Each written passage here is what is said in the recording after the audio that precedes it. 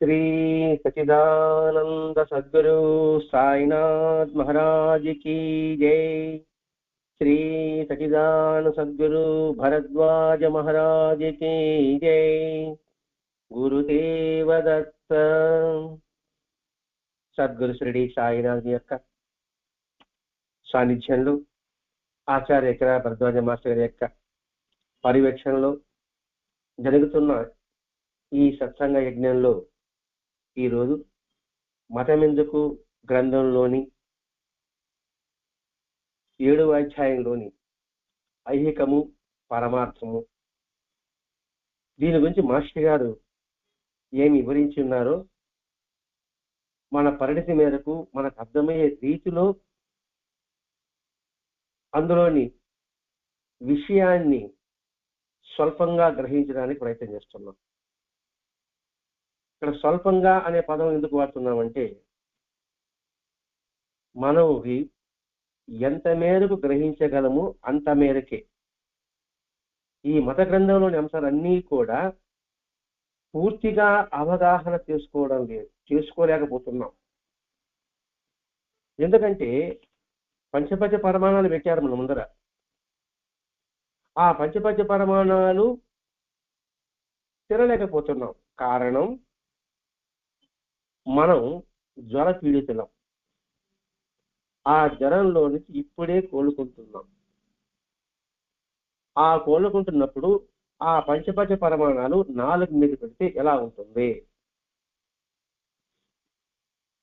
అనేది మనం హృదయంతో కానీ దర్శించగలిగితే చేదు అనిపిస్తుంది. ఎందుకంటే జ్వర పీడితులం మనం. ఆ చేదు అనిపించినప్పటికీ పంచపంచ పరమాణాలని గ్రహించలేం. కానీ శరీరం నిలబడాలి, హృదయం స్థిరపడాలి. అందుకోసంగా అందులో 4 చేదున్నప్పటికీ కూడా ఏదో కొద్దిగా ఆ పంచపంచ పరమాణాలు మనం స్వీకరించినట్టుగానే మన ఈ మతమెందు గ్రంథంలోని అంశాలని మనం గ్రహించగల శక్తి ఇది.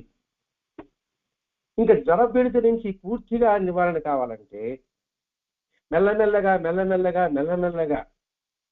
ఆ జ్వరాన్ని తగ్గించుకోవడానికి, ఇక్కడ జ్వరం అంటే అజ్ఞాన స్వరూపము. ఆ అజ్ఞాన స్వరూపం నుంచి జ్ఞాన స్వరూపంలో ప్రవేశించగలగాలంటే టైఫాయిడ్ జ్వరం వస్తే ఏదో ఒక 2 రోజులకో 3 రోజులకో ఎలా తగ్గదో మనం అజ్ఞానం కూడా ఒక టైఫాయిడ్ జ్వరం లాంటిది మనం భావించుకుందాం. అది క్రమేణా దానికి ఒక డోస్ ఉంటుంది. అంటే ఒక వారం రోజులు వాడాలి, లేదా 10 రోజులు వాడాలి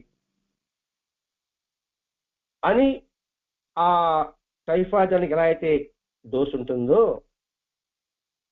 మనం ఒకరోజు ఒక జన్మగా లెక్కేసుకుంటే సరిపోతుంది మన వరకు.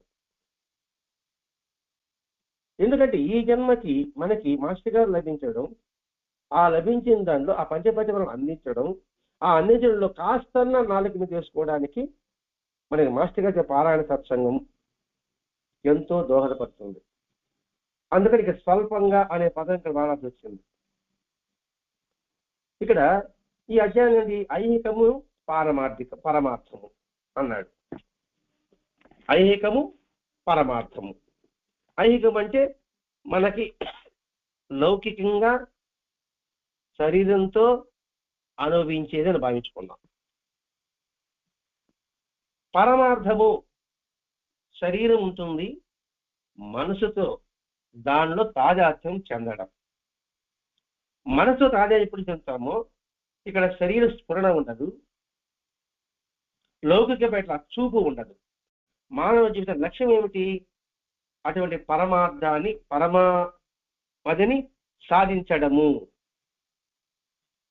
ఒక వాక్యం చెప్పుకోవాలంటే జీవన్ముక్తుడుగా జీవించడము. ఇదే మానవ యొక్క లక్ష్యం కావాలి, అదే గమ్యం కావాలి. మరి ఆ లక్ష్యము గమ్యం సాధించడానికి వేగంతో కూడిన ఆలోచన కావాలి. ఆ ఆలోచన కలిగింపజేసేదే మతమెందుకనే గ్రంథం. ఎందుకు ఆలోచించాలి? మనం మానవులం కాబట్టి, మన పశుపక్షాలు కాదు కదా. మరి ఇంతటి మానవ జన్మ సార్థకము అని చదువుతాం. జంతువునాం నరజన్మ దుర్లభం. ఏమో ఈ ఈ జన్మల కన్నా కూడా ఈ నరజన్మ రావడం చాలా కష్టమండి అని అంటున్నాం. ఈ పదం ఎన్నిసార్లు మనం విని ఉంటాం, ఎన్నిసార్లు మనం చదువు ఉంటాం. ఇక్కడ మానవ జన్మ దుర్లభం అంటే ఈ మానవ జన్మానికి ఎన్ని జన్మలు ఎత్తాము, ఎన్ని పశువుల జన్మలు ఎత్తాము, లేకపోతే పశువుల జన్మలు ఎత్తాము, లేకపోతే పురుగుల జన్మలు ఎత్తాము. అనేక జన్మల తర్వాత ఈ మానవ జన్మ వచ్చింది. మరి ఈ మానవ జన్మ వచ్చిన తర్వాత దీనికి సార్థకత ఏం చేసుకోవాలి? మనం నిరర్ధకం చేసుకుందామా?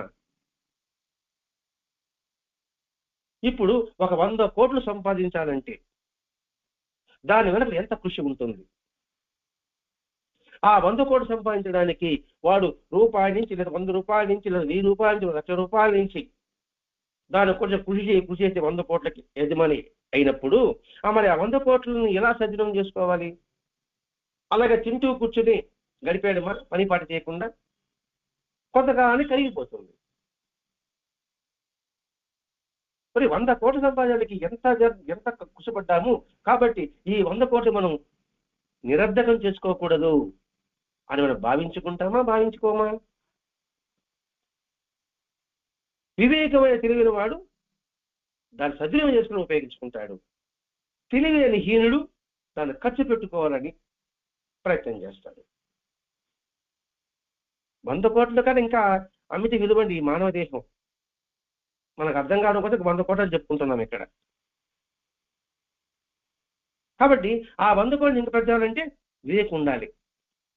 ఎక్కడ పెట్టుబడి పెట్టాలి, ఎక్కడ పెట్టుబడి పెడితే మనకి లాభం వస్తుంది అని ఆలోచించమ్మా.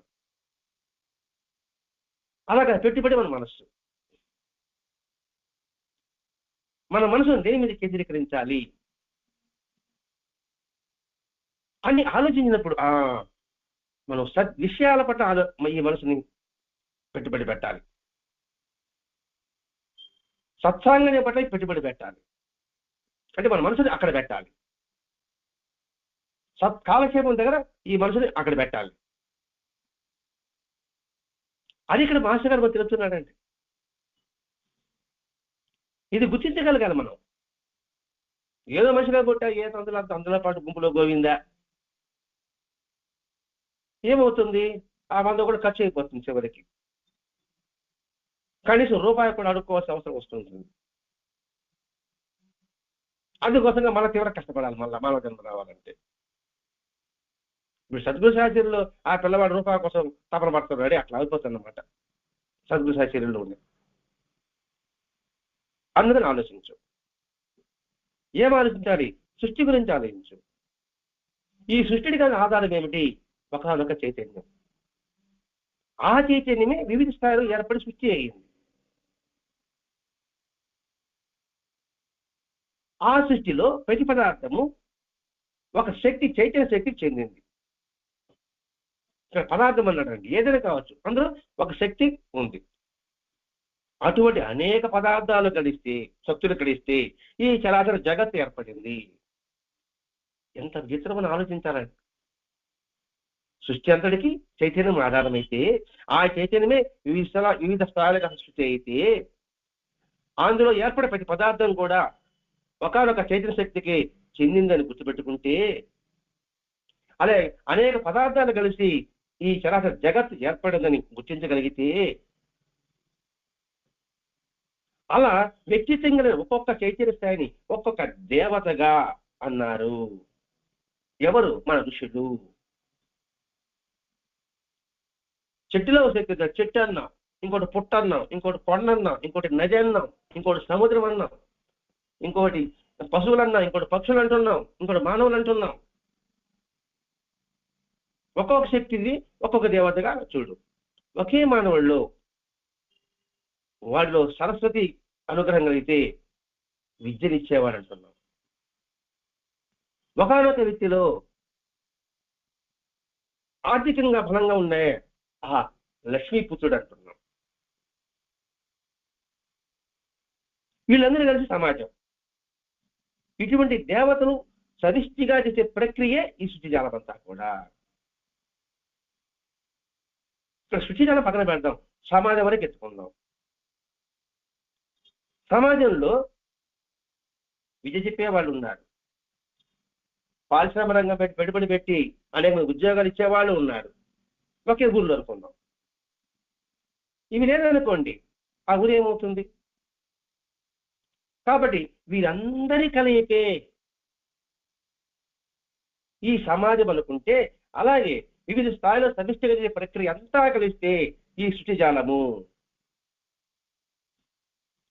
ఉదాహరణకి మన సూర్యుడుపేట దగ్గర శ్రీ సిటీ ఉంది. శ్రీ సిటీ అంటున్నాం, దాంట్లో అనేక కంపెనీలు. శ్రీ సిటీ సృష్టిజాలం అని భావించుకుంటే అందులో ఒక్కొక్క కంపెనీ, అది మోటార్ సైకిల్ కావచ్చు, ఇంకోటి తయారు చేయడం కావచ్చు, హీరో హోండా కావచ్చు, టైర్లు తయారు చేసేవి కావచ్చు, అన్నీ ఉంది కదా అక్కడ. అంటే సమిష్టి ప్రక్రియ శ్రీ సిటీని ఎలా అయితే అంటున్నామో, అలాగే ఈ సమిష్టి ప్రక్రియ సృష్టిజాలంలో జరిపి చైతన్యం అంటున్నాము. రెండవది, ఈ సమాజంలో అందరూ కలిస్తే ఒక ఊరు, ఒక సమాజం అయింది. అలాగే మన దేహంలో చేతులు, కాళ్ళు, కన్ను, ముక్కు అన్ని ఇంద్రియాలు సక్రమంగా ఉంటే మానవుడు అంటున్నాం. ఇది గమనించగలిగితే అద్భుతమైన సృష్టి వైచిత్రం గురించి, ఆహా, ఇందులో మనం ఒక చిన్న అణువు మాత్రమే అనే భావం మనకి ఏర్పడినప్పుడు అహంకారానికి తాగుండదు. ఇటువంటి వివిధ దేవతలు కలిసి ఒక సమిష్టిగా ప్రక్రియ సృష్టిజాలం అయితే, ఆ సృష్టిని ఈ విధంగా దర్శించిన వాళ్ళు ఋషులు.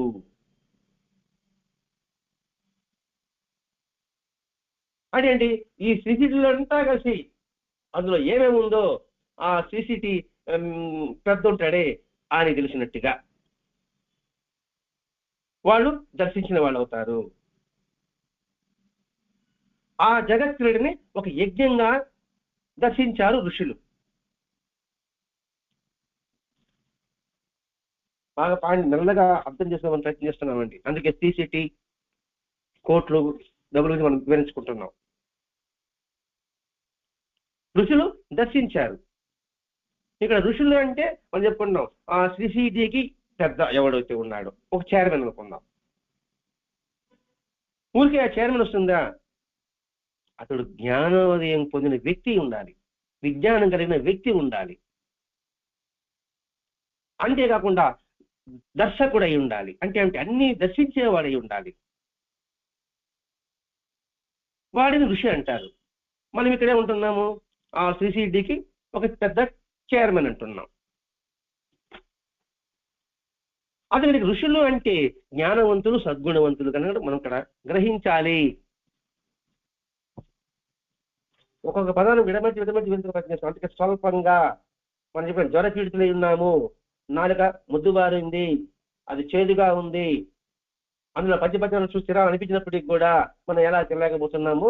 మాస్టర్ గారి మతబద్ధ గ్రంథాల పూర్తి అంశాన్ని మనం గ్రహించలేకపోతున్నాం. కొద్దిగా గ్రహించడానికి మనం ప్రయత్నం చేస్తున్నాం. కనుక యజ్ఞం సృష్టికి మూలాధారం. ఆ సృష్టికి ఆ చైర్మన్ మూలాధారం. అది ధర్మం. అంటే ఇక ధర్మము అంటే ధరించినది.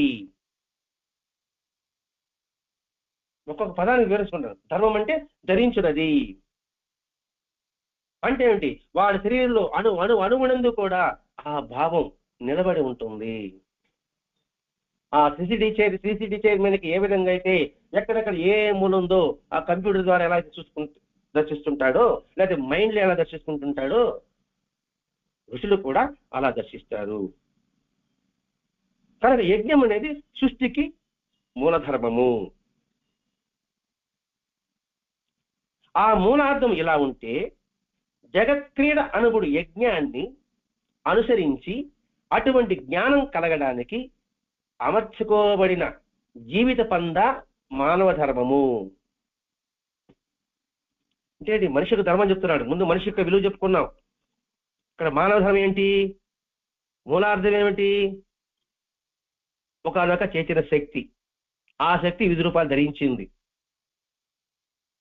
ఆ శక్తిని దర్శించేవాడు ఒకడున్నాడు, వాడిని ఋషి అన్నాం. అటువంటి ఋషికర జ్ఞానం కలగడానికి అమర్చుకోబడి జీవిత పంద అంటే ఏంటి? ప్రతి ఒక్కరూ సిసిటి చైర్మన్లు కావాలి, లేకపోతే ఋషులు కావాలి, లేకపోతే జ్ఞానవంతులు కావాలి, విజ్ఞానవంతులు కావాలి, సద్గుణవంతులుగా కావాలి. ఆ కావడానికి మన జీవితాన్ని ఆ విధంగా మలుచుకోగలగాలి. అదే మానవ ధర్మం. చూడండి ఎంత తెలుస్తున్నాడు, దాన్ని మనం మలుచుకోగలగాలి.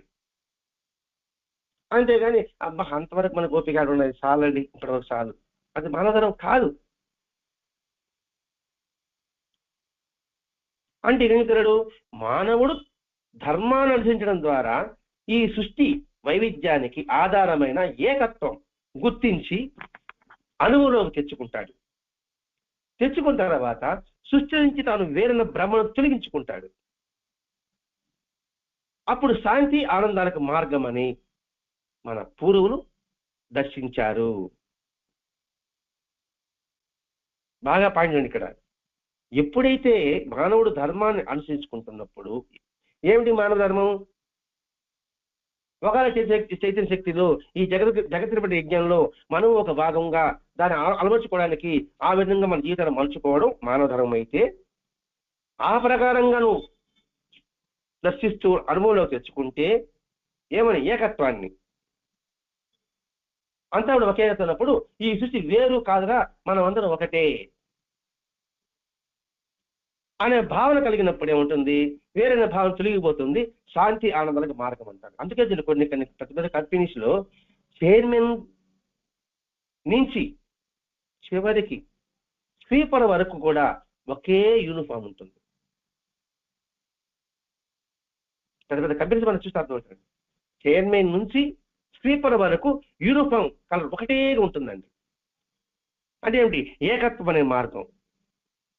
అలా ఉన్నప్పుడు అందరికీ శాంతి, అందరికీ ఆనందం ఉంటుంది. అది దర్శించారు ఋషులు. అలా దర్శించి మనకు వివరిస్తున్నారు. అలా దర్శించిన వాడిని ఋషులు అనడానికి వాళ్ళు అర్హులు. అంతేగాని గడ్డా మీసాలు పెంచుకొని కమలం దండం పెట్టుకొని వాడు ఒక ఋషి అనుకోవడం కాదండి. సృష్టి యొక్క ధర్మాన్ని తన జీవితాన్ని పొందడానికి మలుచుకుంటూ జీవించగలిగిన వాడు మానవుడైతే, ఆ మానవుడు ఏకత్వంతో ఆలోచించి తాను సృష్టి వేరనే భావన కాకుండా అంతా ఒకటైన భావన ఎవడైతే వస్తాడో వాడు మాత్రమే ఋషి.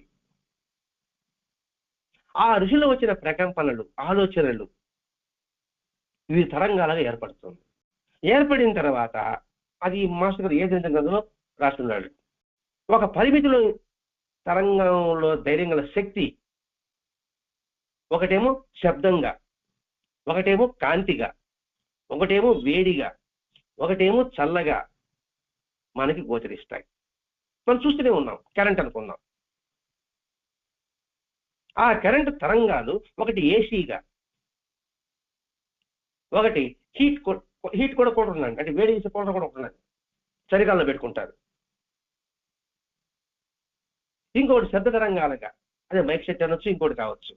ఇంకోటి కాంతిగా, అనేక బల్బుల యొక్క స్వరూపంగా. ఈ సత్యాన్ని మానవుడు గుర్తించడం అంటే మానవుడి యొక్క చైతన్యం దాన్ని ధ్యానించడం ద్వారా ఆయా స్థాయిలను పొందడమే మార్గము. ఆయా స్థాయిని పొందడం అంటే ఏసీలో ఉన్న కరెంటు, చైతన్య శక్తి అన్ని ఒకటే భావన. ఆ జ్ఞానాన్ని మనలో మేల్కొనడానికి అనేకమైన వర్ణాల గల దేవతామూర్తులని, ఆ దేవతామూర్తుల యొక్క సంబంధాల యొక్క గుణగుణాలని, ఆ చైతన్యాన్ని మనం దర్శించే విధంగా, ఆ చైతన్యం మీద మనసు ప్రేరేపించే విధంగా ఋషులు వేద మంత్రాలని అలా శబ్ద రూపంలో ఆ వేద మంత్రం ఉచ్చరించి తద్వారా యజ్ఞాన్ని చేసి, యజ్ఞం అంటే ఏమిటండి? యజ్ఞం అంటే ఏమిటి? దేవతలకు తృప్తి కలిగించడానికి ఆరాధన మరియు గౌరవం తెలిపేందుకు చేసి ఒక ప్రక్రియ. యజ్ఞం అంటే 4 రాళ్ళు పెట్టి మంట పెట్టి పొనలు వేయడం కాదు, దీనిలో కొబ్బరికాయ వేసి నేను కూడా యజ్ఞం చేసాను కాదు. దేవతలకు తృప్తి కలిగించడానికి వారి పట్ల ఆరాధన మరియు గౌరవం తెలిపేందుకు చేసే ఒక ప్రక్రియ. మరి వారి పట్ల వాళ్ళు స్థితిపరచాలంటే వారికి తృప్తికరం అంటే వారు మెచ్చిన రీతిగా మన జీవితం ఉండాలి. నువ్వు మెచ్చే విధంగా నేను జీవిస్తున్నాను అంటూ కొబ్బరికాయని దునికి అర్పించడం, సమిధలని దునికి అర్పించడం, అదే వాళ్ళకి గౌరవం ఇచ్చినట్టు.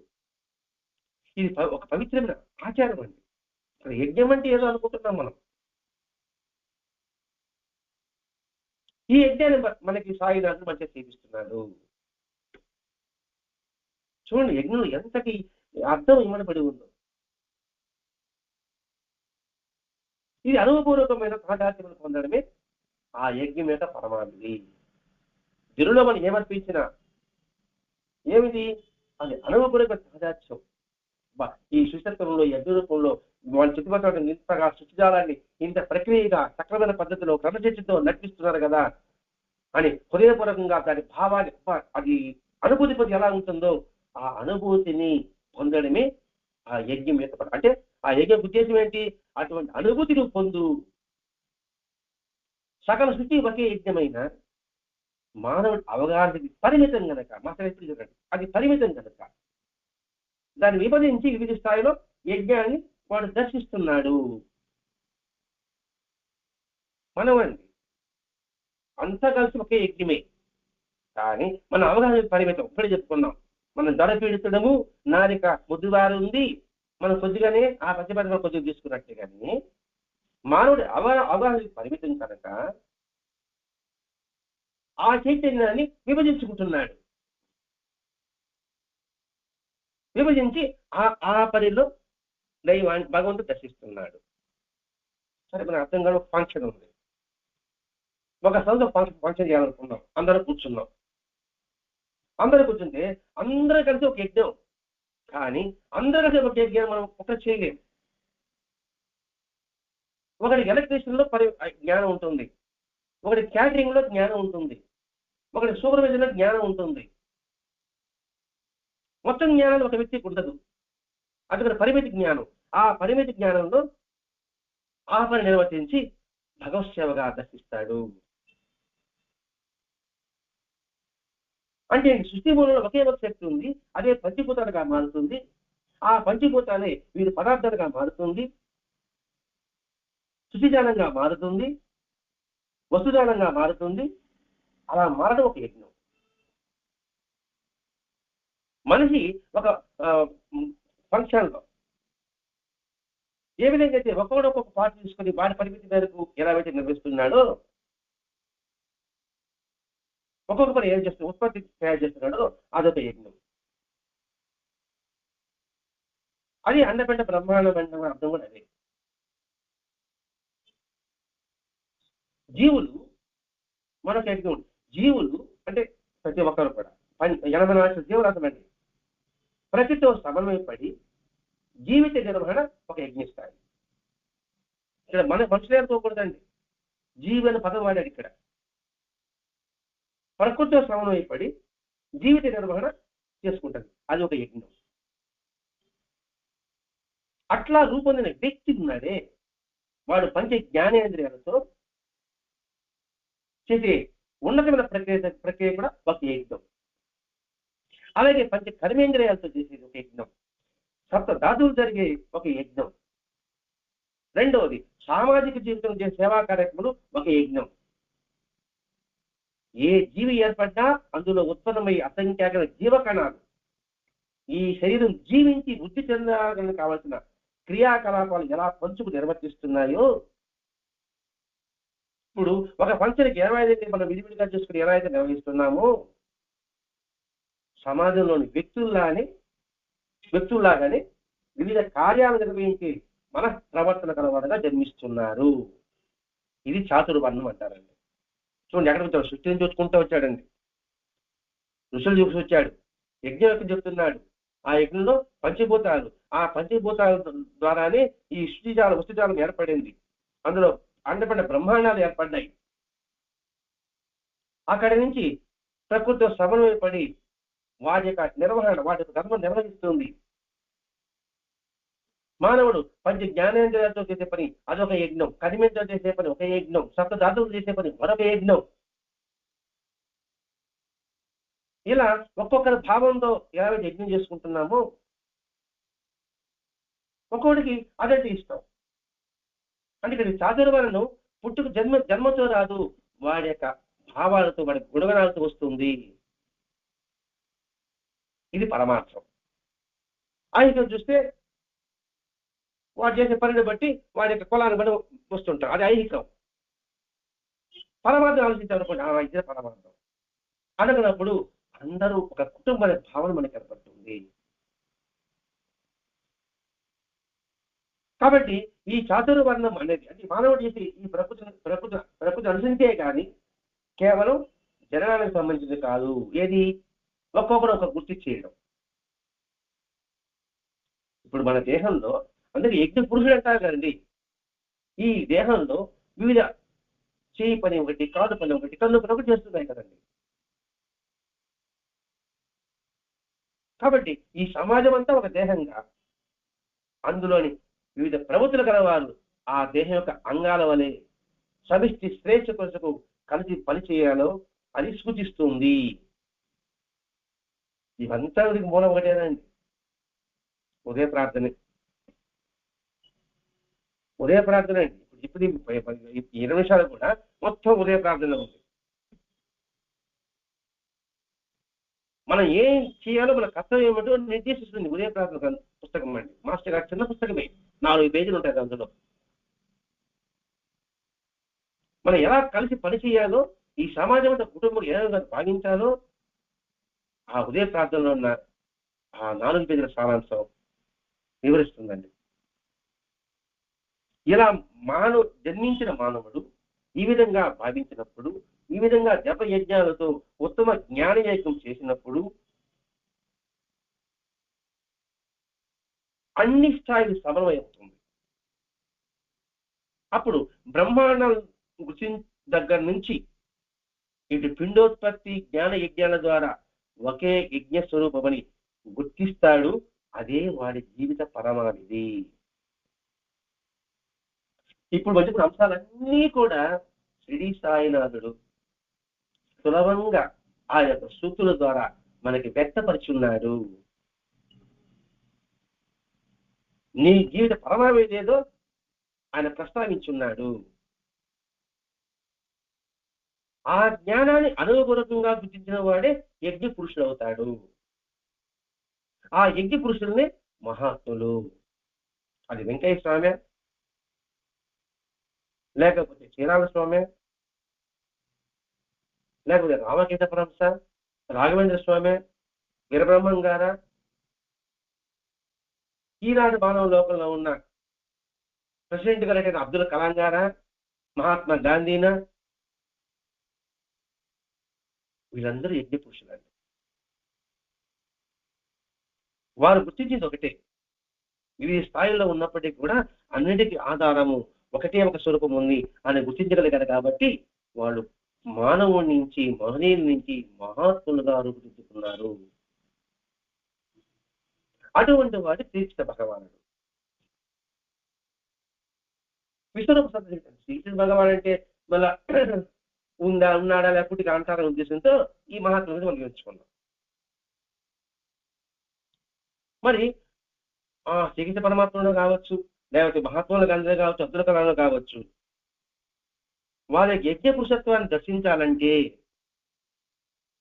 మామూలు నేతలు కనిపిస్తాడా? అబ్దుల్ కలాం గారు ఆయన వేషం ఇంతగా ఉంటుంది. ఆయన ప్రెసిడెంట్ అయినప్పుడు, ప్రెసిడెంట్ గా ప్రమోట్ చేసినప్పుడు అందులో మీ తలని కటింగ్ మార్చుకోండి అన్నారు. ఏంటి పిచ్చి పిచ్చిగా ముందర వెనక్కి ఉందే, మార్చుకోమని చెప్పారు అందరూ. ప్రెసిడెంట్ కొంచెం దర్జాగా దాపు తరపాలని కోటు గిట్టేసుకుని ఉండాలి అని చెప్పినప్పుడు ఆయన సహజంగానే ఉన్నాడండి. ఎందుకండి ఆయన అంతా ఒక ఉద్దేశం అంటే ఏమిటి? దేహ అభిమానం లేదు. అది మొట్టమొదటి పాయింట్. మన కళ్ళకేమో అలా ఉన్నాడు కాదు, కానీ ఆయన దివ్యమైన ఎత్తడానికి ఇవంతా అల్పం. వేషం కాదు కావాల్సింది, భాష కాదు కావాల్సింది, భావం ప్రధానం అనుకున్నాడు అబ్దుల్ కలాం గారు, మహాత్మా గాంధీ గారు. మరి మహాత్మా గాంధీ యొక్క వేషధారణ ఎలా ఉంది? కానీ బాహ్యంగా చూస్తే మనకు మహాత్మా గాంధీ తిట్టేవాళ్ళు కూడా ఉన్నారు, విమర్శించే వాళ్ళు కూడా ఉన్నారు. ఆయన వల్లే మన దేశం పతనమైంది అనే వాళ్ళు కూడా ఉన్నారు. ఏదో మన మీద సాధించినట్టుగా ఆయన మీద రాళ్ళు వేసుకుంటాం. మనమే సాధించామని సార్ ఆలోచించుకో. ఇది మానవ యొక్క నైజం. అని ఎందుకు మాస్టర్ గారు గుర్తు చేస్తున్నారంటే ఆలోచించంటారు. బడుద్ధాయిలారు అంటున్నారు ఆయన. కాబట్టి దివ్యమైన నేత్రానికి మాత్రమే ఈ సత్యం గోచరవుతుంది, లేకపోతే మొత్తం కనికట్టయిపోతుంది. కాబట్టి ఈ బృహత్కరమైన యజ్ఞానికి ప్రతిరూపాలు ఏమిటి? ఇటు ప్రాకృతిక జీవితము, ఇటు సామాజిక జీవితము, ఇటు గృహ జీవితము, ఇటు వ్యక్తిగత శారీరక మానసిక జీవితాలను తీర్చిదిద్దుకోవడానికి మన పూర్వులు ఏర్పరిచిన వివిధ ధర్మాలు ఇవి. యజ్ఞం కావచ్చు, ప్రతి ఒక్క ధ్యానం కావచ్చు, యోగం కావచ్చు, మన జీవిత విధానం కూడా కావచ్చు. అంటే ఏంటి? మన శారీరక మన జీవితాన్ని సంస్కరించుకోవడానికి చెప్పుకుందాం. ఒకే ఒక మాటతే మనం సంస్కరించుకోవడానికి మహాత్ములు ఏర్పడిన ఈ ధర్మాలు ఇవి. ఇంత విశాల దృష్టి అనుభవపూర్వకంగా గ్రహించిన వారి వివేకాన్ని మర్చిపోయి నెలకొచ్చే 4 రాళ్లతో తృప్తి చెందే, అంటే 5 అంకెల జీతం 4 అంకెల జీతం ఉన్నాయి కదా, సంకుచిత మనస్సు కలిగిన వారు అపహాస్యం చేయడం, అంటే ఎగతాళి చేయడం హాస్యాస్పదంగా ఉంటుంది కదా అంటున్నాడు మాస్టర్ గారండి. అంటే ఇతడు ఎంత విశాల దృష్టిని దర్శించారండి. దర్శించి అనుభవంగా మనకు అందించారు కదండి. జీవితం ఒక యజ్ఞం రా అని బోధించారు కదండి. జ్ఞానేంద్రియాలతో కర్మేంద్రియాలతో సత్వదాతులు చూసి ప్రతి ఒక్కటి యజ్ఞంగా భావించని తెలిపారు కదండి. అవైదు తెలిపారు, నువ్వు సంస్కరించుకో, నువ్వు చేసే ప్రతి పని కూడా భగవంతుడు నీకు అప్పగించిన కార్యంగా నువ్వు భావించు, అసలు యజ్ఞంగా తీసుకో అని చెప్పారు కదండి. అంటే ప్రతి ఒక్కటి కూడా సేవగా భావించు, నీ చేయు కార్యములన్నీ నీ సేవలకు కాక గొప్ప యజ్ఞం. ఆ ఒక్క వాక్యం అర్థం చేసుకున్న మన జన్మ ధన్యం. నే చే తలంపులన్నీ నీ తలంచడేకు కాక బ్రహ్మాండం యజ్ఞం, అది భావయజ్ఞం. మన ఎటువంటి ఇన్ని యజ్ఞాలు మన హృదయ పాదాల్లో అందించాలంటే భరద్వాజ మాస్టర్ గారు. ఇవంతా లేకుండా సంకుచిత మనసుతో ఏదో బ్రహ్మాండ మేధాలతో నేను ఒక 5 అంకెల జీతం సంపాదించాను దాంతో తృప్తి పడిపోతూ సంకుచితమైన మనసుతో కలిగి అంటే అవంతా జరగలేదండి, అవంతా వీలు కాదండి, అది ఎంతటి మూర్ఖత్వము, ఎంతటి హాస్యాస్పదం అని మాస్టర్ చెప్తున్నారండి. బాగుందండి. ఈ సమగ్ర దృష్టిని పొందాలంటే ఏం చేయాలి? అనుక్షణం నిలుపుకోవాలంటే ఏం చేయాలి? అనుక్షణము నిజ జీవితం యజ్ఞంగా మార్చుకోవాలి అంటే ఏం చేయాలి? అందుకే మన పెద్దలు ప్రాతస్మరణ పెట్టాడు. అంటే నిద్ర లేదని ఏం స్మరించాలని చెప్పాడు.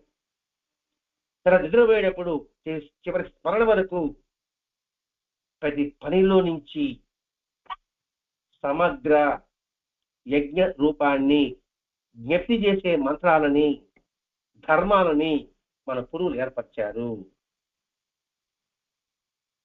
సమగ్ర పొందాలంటే, అనుక్షణం నిలుపుకోవాలంటే, అనుక్షణం యజ్ఞంగా మార్చుకోవాలంటే ప్రాతస్మరణ. ఆ ప్రాతస్మరణ ఉదయ ప్రార్థన.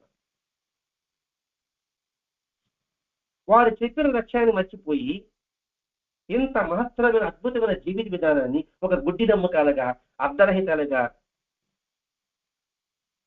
భావించడం ఎంతవరకు తప్పగా ఉంటుంది? వారు ఏ ఉదయం లక్ష్యాన్ని మనం మర్చిపోతున్నాం. ఆ మంత్రాలు ఎందుకు ఏర్పడిందో, ఆ లక్ష్యం ఏమిటి అనేది మర్చిపోతున్నాం. అలా మర్చిపోవడం వల్ల ఇవన్నీ కూడా ఒక గుడ్డి నమ్మకాలు, అర్థం లేనిటివి అని వాదిస్తున్నాం. ఆ వాదన వితరణవాదంగా మారిపోతుంది.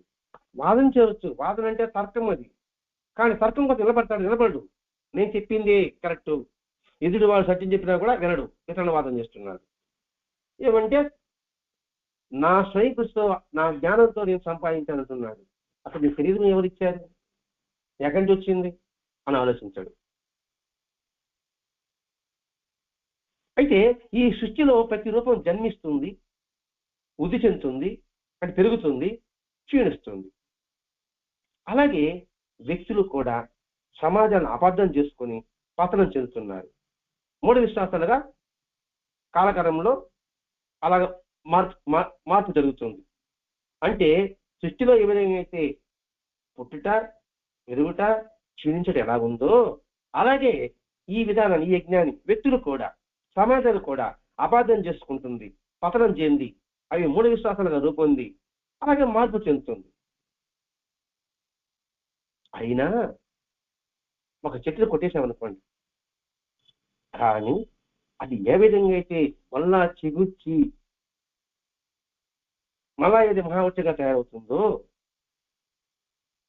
అలాగే ఇప్పుడు సమాజాలు కూడా ధర్మం నుంచి తప్పి అనేక బాధలకు గురి అయ్యి ఆ బాధ తట్టుకోలేక విప్లవాత్మకమైన మార్పులు చెంది తిరిగి సరైన ధర్మాన్ని రూపొందించుకోవడం అంతే సహజంగా ఇప్పుడు జరుగుతుంది. Old is gold. అలాగే వస్తున్నాయి కదా ఇప్పుడు. బాగా ఇప్పుడు కూడా చూడండి, పళ్ళు బాగా పుచ్చిపోతే, పండ్లాగా వెళ్ళిపోతే నిజమైన పండ్లాగా ఏం చెప్తాడంటే బ్రష్ ఉద్రానైనా చేత్తో దోముకుంటున్నాడండి, ఉప్పుతో దోముకుంటున్నాడండి. ఎందుకు చేతితో దోముకోమంటున్నాడు అంటే ఆ చేతితో దోముకోవడం వల్ల చిగుళ్ళు స్ట్రాంగ్ అవుతాయండి, గ్యాప్ రాదు, చిగుళ్ళకి సపోర్ట్ వస్తుందండి చేత్తో అలా అలా అలా చేస్తే. చూడండి ఎలా ఉంటుందో. అంటే ఎగ్జాంపుల్, చిన్న ఎగ్జాంపుల్ చెప్పుకున్నాం నా స్వానుభవం కాబట్టి. పతనం అయిపోయింది, మళ్ళా తిరిగి వస్తుంది, మళ్ళా దానికి వస్తుంది. ఉదాహరణకి పర్సనాలిటీ డెవలప్మెంట్, టైం మేనేజ్మెంట్, ఇది ఒకటి మళ్ళా కొత్తగా టైం మేనేజ్మెంట్ అంటే ఏమిటి, టయాన్ని ఎలా సద్వినియోగం చేసుకోవాలి అని పుస్తకాలు రాస్తే ఆ పుస్తకాలు అనుకుంటున్నాం మనం. మన పెద్దలు చెప్పలేదా సమయాన్ని ఎలా సద్వినియోగం చేసుకోవాలని, ఎలా వినియోగించుకోవాలని? మరి ఆ పెద్దలు పక్కన పెట్టేసి ఇప్పుడు టైం మేనేజ్మెంట్ అంటే కొత్త పద్ధతి, బ్రహ్మాండ పుస్తకాలు కొన్ని లక్షల సేల్స్ అయిపోతున్నాయి. వీళ్ళు అనుభవంగా వీళ్ళు చెప్తుంటే ఆ పుస్తకంలో చదివి మనకేం వస్తుందండి అక్కడ? ఇంతటి విధానం మనకు మాస్టర్ గారు అందిస్తున్నారండి. అందుకే దీని ఏమైనా ఇది యుగ ధర్మంగా పూర్వీకులు చెప్పారంటున్నాడు. ఇప్పుడు కార్ల్ మార్క్స్ వీళ్ళందరూ చూడండి, వాళ్ళు థీసిస్ ఏదో ఇంగ్లీష్ పదాలు వాడేటప్పటికీ సామాజిక, రాజకీయ, ఆర్థిక పదాలతో వాళ్ళు చెప్పారంతే. ఆ ఇంగ్లీష్ చెప్పేటప్పటికి ఆ గొప్ప అవగాహన ఉంటుంది, అది తెలుగు చెప్తే అది 5 అంటాను. నమస్కారం అంటే బాగా, గుడ్ మార్నింగ్ అది బాగుంది. కరచాలనం అంటే చేతి అందించుకోవడం ఇది బాగుంటుంది, రెండు జోడించడం ఇది బాగుంటుంది. కరోనా అప్పటి నుంచి మనం చేతులు కలుపుకోవడం లేదు కదా. ఇప్పుడు చేతులు కలుపుకోవడం ఎవరిది? పాశ్చాత్యులది. అందుకే కరోనా వచ్చింది. మనం తెలుసుకుంటే బుద్ధి ఎదగలారా? మన ప్రాచీన ధర్మం ప్రకారంగా నమస్కారం ఇలా గుడి మీద చేపట్టి నమస్కారం పెట్టండి అని చెప్పింది. ఇప్పుడు చెప్పేటప్పటికి అది కూడా రాసుకుంటాడు అనమాట యూట్యూబ్లో అట్లు, అంతే. బ్రహ్మాండంగా చెప్పాడు అనుకుంటుంటారు. మన పెద్దలు ఏనాడు చెప్పారు దాన్ని, మనుషులు ఎప్పుడు దాన్ని అనుభవపూర్వకంగా తెలియజేశారు వాళ్ళు. ఇప్పుడు ఈ కార్ల్ మార్క్స్ వీళ్ళంతా కూడా పరిమిత చారిత్రక కాలాల గురించే మాట్లాడారు. కానీ మన పూర్వీకులు యుగాంతాల వరకు చూసి చెప్పారు. ఇది మనకి వాళ్ళకున్న వ్యత్యాసం. మన పూర్వీకులు యుగాంతాల వరకు చూసి చెప్పున్నారు వాళ్ళు. మరి వీరబ్రహ్మం గారు ఎప్పటికీ కాలజ్ఞానం రాశాడు కదండి. మరి అదే జరుగుతుందని తెలుసు, వల్ల చూస్తూనే ఉన్నాం. కానీ మిగతా వాళ్ళు రాసిన పుస్తకాలు పరిమిత జ్ఞానం, దాని గురించి మాట్లాడుతున్నారు వాళ్ళు. బాగానే ఉంది, మీరు చెప్పారు, బాగానే ఉంది. మరి ఇటువంటి సమగ్ర యజ్ఞ రూపము అవగాహన అందరూ వ్యక్తులు పొందగలరా అని మీరు అడగవచ్చు. దానికి మాత్రమే సమర్థిస్తున్నాడు. సాంకేతిక విద్య బాగా పెరిగిపోయింది, బ్రహ్మాండంగా కాలేజీలు యూనివర్సిటీలో బోధిస్తున్నారు. మరి ఎంతమంది సైంటిస్టులు అవుతున్నారు, ఎంతమంది శాస్త్రజ్ఞులు కాగలుగుతున్నారు? ఇక్కడ ఆ యూనివర్సిటీ ఉద్దేశం ఏంటి? జాతీయతను ప్రభావితం చేసే విధంగా విషయం చెప్పడమే. యూనివర్సిటీ లక్ష్యం ఏంటి? విషయం చెప్పడమే. మన ఋషుల లక్ష్యం ఏమిటి? విషయం చెప్పడమే. ఆ యూనివర్సిటీలో ఎంతమంది శాస్త్రజ్ఞులు అవుతారో అలాగే ఋషులు చెప్పిన వాటిల్లో ఎంతమంది, ఏ కొద్ది మందో దాన్ని గ్రహించగలుగుతారు. అలాగే యజ్ఞ విషయంలో కూడా అండి, ఆ యజ్ఞం ద్వారా పొందిన వారు కొంతమంది ఋషులు, ఆ యూనివర్సిటీలో పరిణితి చెంది పరిపక్వత చెంది శాస్త్రజ్ఞ అయిన వారు కొంతమంది. ఎందుకంటే అంతటి పట్టుదల, శ్రద్ధ అందరికీ ఉండదు.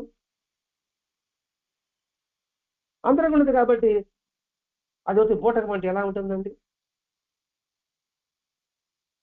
ఇక్కడ సామాజిక వ్యక్తిగత జీవితాలని సర్వశ్రేష్ఠ కరువైన విధంగా మలుచుకోవడమే మానవుడి యొక్క జీవిత లక్ష్యము.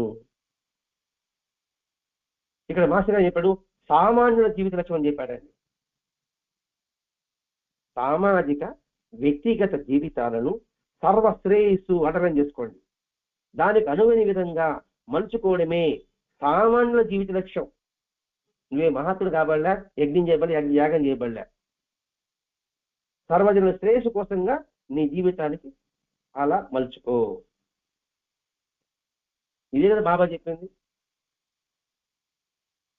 సర్వజీవుల శ్రేయస్సుకై తాను సంస్కరించుకోవడమే శ్రీ సాయి లేక సాంప్రదాయము అని భరద్వాజ మాస్టర్ గారు రాసినారు, గుర్తుందో లేదో. నా సాయి సన్నిధిలోనూ లేదా ప్రబోధామృతంలో ఉండాలి. అది జీవిత శ్రేయస్సు కోసంగా తాను సంస్కరించుకోవడమే బాబా చెప్పిన సనాతన ధర్మం.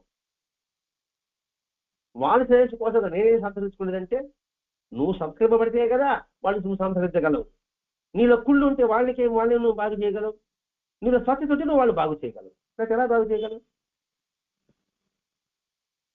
అంటే శిరిడి సాయి తత్వం చూడండి ఎంత సులభమైన మార్గంలో మనకు అందిస్తున్నాడు.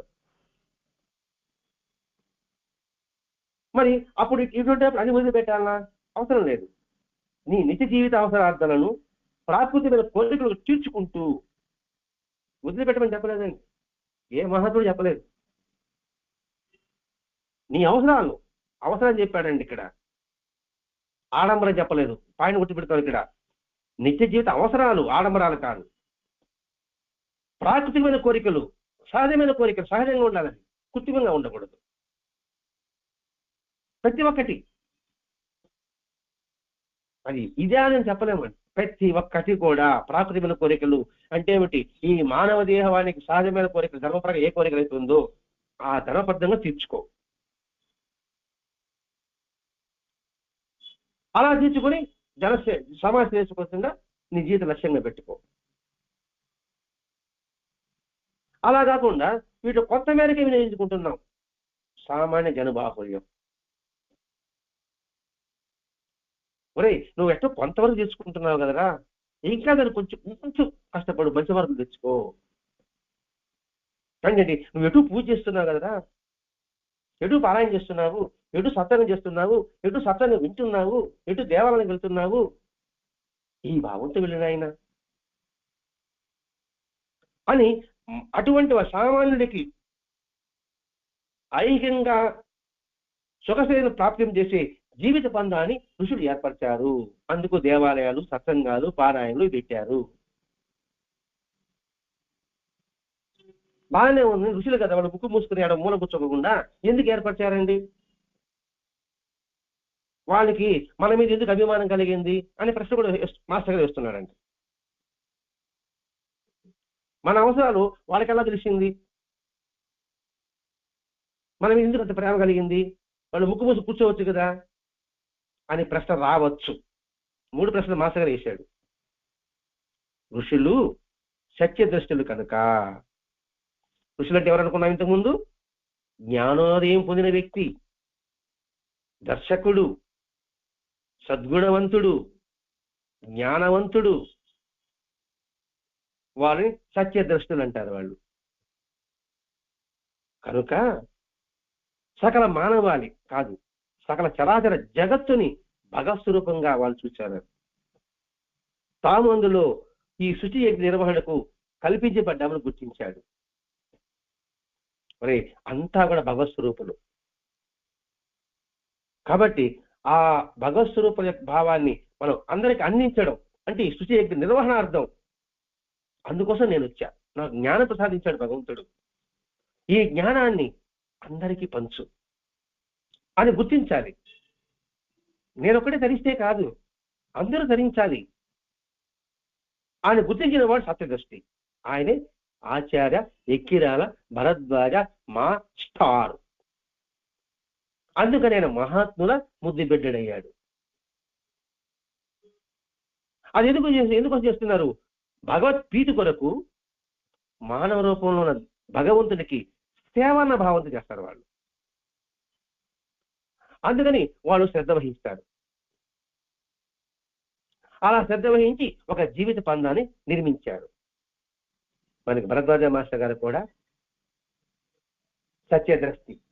ద్రష్ట. అందుకని అందరినీ భగవత్స్వరూపంగా భావించాడు. అందుకే గురుమధ్యేతం విశ్వం అనే శ్లోకంతో సత్సంగం ప్రారంభిస్తారు. నేను వచ్చింది ఈ సక్రమ యజ్ఞాన్ని చరాచర నిర్వహణార్థంగా నన్ను ఇక్కడ పంపించాడు భగవంతుడు. కాబట్టి భగవంత్ ప్రీతి కొరకు మానవ రూపంలో ఉన్న భగవంతునికి సేవ అన్న భావంతో చేయాలి. దానిపై శ్రద్ధ వహించాలి. అందుకే మనం సత్సంగం చెప్పుకున్నాం. ఈ ప్రతి పని పట్ల కూడా అశ్రద్ధ లేకుండా ఉండేవాడు, నేనే చేస్తున్నాను అనే భావం లేకుండా ఉండేవాడు, నా వల్ల ఈ పని జరిగింది అని అనుకోకుండా ఉండేవాడు. అనుకున్నవాడు కాదండి. నేను లేకపోతే ఏ పని జరగదు అనే అహంకారం లేకుండా ఉండేవాడు. సర్వజీవులని నిస్వార్థంగా ప్రేమతో దర్శించేవాడు. వాడు నిర్మలుడు, ఆనంద స్వరూపుడు అని సత్సంగంలో వివరించుకున్నాం నిన్నో మొన్న. ఆయన భరద్వాజ మాస్టర్ గారు. అందుకని ఆ భావంతో శ్రద్ధ వహించి జీవిత పని ఇలా చేసుకుంటారని చెప్పాడు. మనకి భరద్వాజ మాస్టర్ గారికి కూడా నీ జీవిత అవసరాలని, ఆడంబరాలను కాదు అని కొట్టుకోడు. జీవిత అవసరాలని ప్రాథమికమైన కోరిక, నీకు సహజంగా నీకు ఏ కోరిక ఉందో దాన్ని ధర్మబద్ధంగా తెచ్చుకో. అందుకే ధర్మ అర్థ కామ అని చెప్పాడండి. ధర్మబద్ధంతోనే అర్థము, ధర్మబద్ధంతోనే కామము, తర్వాత మోక్షము. అందుకోసంగా భరద్వాజ మాస్టర్ గారు మనకి సులభమైన ఒక జీవిత పని నిర్మించాడు. పారాయణం చెప్పాడు, సత్సంగం చెప్పాడు. ఈ రెండిటి మీద మనం ప్రయాణం సాగించగలిగితే, అంటే ఏమిటి, రైలు ప్రయాణం చేయడానికి పట్టాలు ఏ విధంగా అయితే 2 పట్టాలు చెరువు పైకి ఉంటే ఏ విధంగా అయితే ప్రయాణం సుఖంగా ఉంటుందో, ఆ పట్టాల్లో ఒకటి పారాయణ కుంటుపడ్డా, పారాయణం ఉండి సత్సంగం కుంటుపడ్డా, సత్సంగం ఉండి పారాయణ కుంటుపడ్డా, బండి డెరైల్మెంట్. అందుకే బండి చూడండి, బండి వెళ్తానే గ్యాంగ్ మెన్లు ఉంటారు. వాళ్ళకి ఒక్కొక్క కిలోమీటర్ కేటాయిస్తారు అనమాట. పక్క చూసుకుంటూ వస్తారు, ఎక్కడ ఊడిపోయినాయా, చీరలు ఊడిపోయినాయా, నట్లు ఊడిపోయాయా, నట్లు చేసుకుంటూ వస్తుంటారండి. అలాగే మన మనసుకి ప్రతి క్షణము నట్లు ఊడిపోయినాయా, చీరలు ఊడిపోయినాయా, ఊడిపోతుంటే దాన్ని ఎలా మనం తిప్పుకోవాలో అని చూసుకుంటూ నడవడమే జీవిత పరమావిధి. దానికి మన ఋషులు మార్గాన్ని ఏర్పరిచారు. అలా ఏర్పరిచినప్పుడు ఇటు ఐహికంగా గుర్తించుకుంటూ పారమార్థాన్ని కూడా మనం పొందగలము. ఇది మన ఋషులు ఏర్పరిచిన గొప్ప సత్యము. సత్యము సత్యము అని మనకి భరద్వాజ మాస్టర్ గారు ఘంటాపదంగా ఈ మతమెందుకు గ్రంథం ద్వారా మనకు అందించిన మహాపురుషుడు, మహాయోగి, మహా సత్యద్రష్టి అయిన, సత్యవంతుడైన, సత్యుడైన, సత్యవాది అయిన, సకల పరమాత్మ స్వరూపుడైన భరద్వాజ మాస్టర్ గారికి శిరస్సు వంచి పాదాబంధనం చేసుకుంటూ స్వస్తి. శ్రీ సచిదాన్ సద్గురు సాయినాథ్ మహారాజ్ की जय. श्री सचिदान सद्गुरु भरद्वाज महाराज की जय. गुरुदेव दत्त.